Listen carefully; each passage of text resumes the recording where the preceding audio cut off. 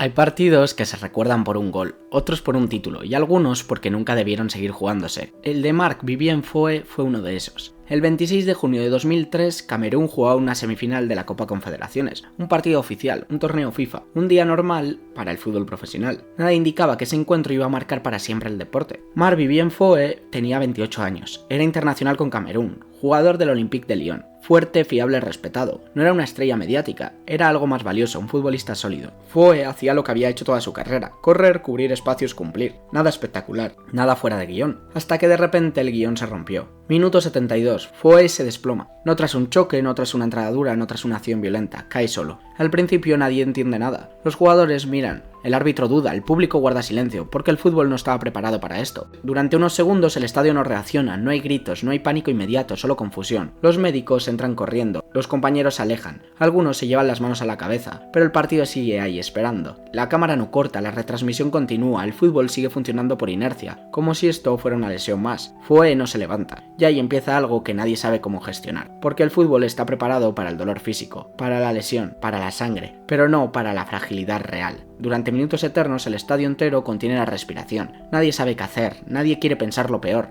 porque pensar lo peor significa aceptar algo imposible. Marc-Vivien Foé es retirado en camilla, inconsciente, rodeado del personal médico, y el partido continúa. Esa es la imagen que define esta historia, un jugador luchando por su vida mientras el fútbol decide seguir. No por crueldad, por costumbre, porque el fútbol siempre sigue. Minutos después Camerún y Colombia terminan el partido. Hay un resultado, hay un pitido final, pero nadie lo recuerda, porque ese partido ya había terminado antes. Marc-Vivien Foé murió ese día, en un estadio durante un partido delante de millones de personas. Y lo más duro no es solo lo que pasó, es cómo pasó, con normalidad aparente, con protocolos que no existían, con un deporte que no supo detenerse. Este no es un vídeo sobre una muerte súbita, es un vídeo sobre un sistema que no supo reaccionar, sobre un vestuario que se rompió en directo, y sobre una pregunta que todavía incomoda al fútbol: ¿por qué el partido siguió? Porque a veces el mayor error no es lo que ocurre, es no saber parar cuando ocurre.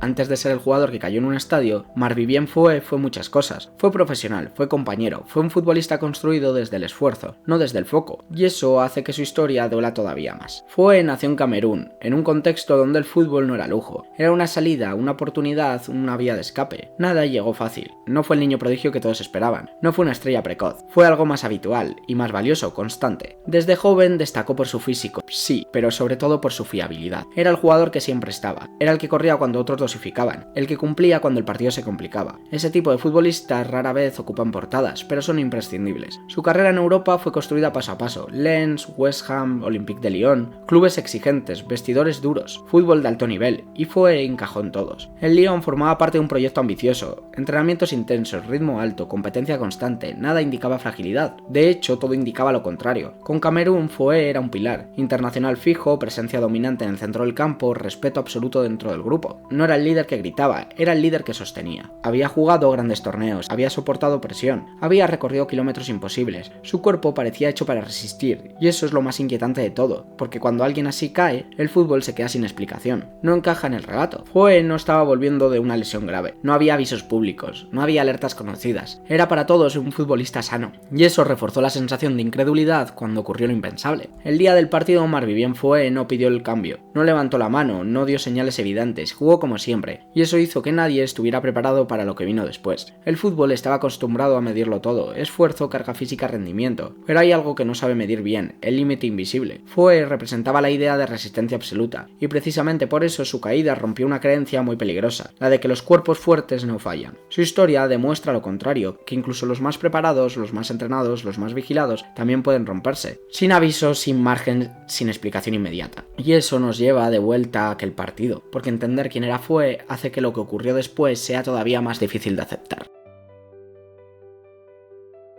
El partido se estaba jugando como tantos otros, semifinal de la Copa Confederaciones, Camerún contra Colombia, nada extraordinario, el ritmo era alto pero normal, el calor exigente pero asumido. Foé estaba en el centro del campo haciendo lo de siempre: cubrir espacios, dar equilibrio, correr sin llamar la atención. No hubo una jugada previa que encendiera las alarmas, no hubo un choque violento, no hubo un gesto claro de dolor, simplemente Foé cayó. Minuto 72, el balón estaba lejos, la acción no tenía peligro, y aún así el cuerpo dijo basta. Al principio nadie entiende lo que ve, los jugadores miran esperando que se levante, el árbitro duda duda, el público guarda silencio, porque el fútbol no tiene un protocolo mental para esto. Los médicos entran al campo, rápido, con urgencia, y ahí empieza una escena incómoda, porque el estadio entero ve que no es una lesión más. Foe no responde, no se mueve, no reacciona, y aún así durante segundos eternos todo parece suspendido en una especie de negación colectiva. Los compañeros se apartan, algunos se agachan, otros miran al suelo. Nadie sabe dónde colocarse, porque nadie debería estar viviendo esto en un partido. La camilla entra, fue retirado inconsciente, y el partido se reanuda. Ese es el punto más difícil de aceptar, no porque alguien quisiera hacer daño, sino porque nadie sabía cómo parar. No existía un protocolo claro para una emergencia así, no había una orden automática, no había una cultura de detenerlo todo. El fútbol siguió por inercia, los jugadores siguieron corriendo, el árbitro siguió pitando, la televisión siguió emitiendo, mientras fuera del campo Marc-Vivien Foé luchaba por su vida. Durante esos minutos el partido perdió todo sentido, pero siguió existiendo, porque el fútbol está diseñado para continuar, no para detenerse. Cuando llegó el pitido final nadie celebró, no hubo euforia, no hubo gestos, solo una sensación rara, pesada e incorrecta. Poco después se confirmó lo inevitable, Marc-Vivien Foé había fallecido, y entonces todo lo que había pasado minutos antes adquirió un significado distinto, cada pase, cada carrera, cada segundo en el que el balón siguió rodando. La pregunta apareció sola sin que nadie formulara en voz alta, porque el partido siguió. No hay una respuesta sencilla, no fue indiferencia, no fue frialdad, fue falta de preparación. El fútbol no estaba listo para asumir que alguien podía morir en directo, y cuando algo para lo que no estás preparado ocurre, reaccionas tarde. Ese día el fútbol reaccionó tarde, y esa tardanza quedó grabada para siempre, porque lo que ocurrió en ese estadio no fue una tragedia humana, fue una grieta en el sistema, una demostración de que cuando la rutina manda más que la vida, algo está profundamente mal.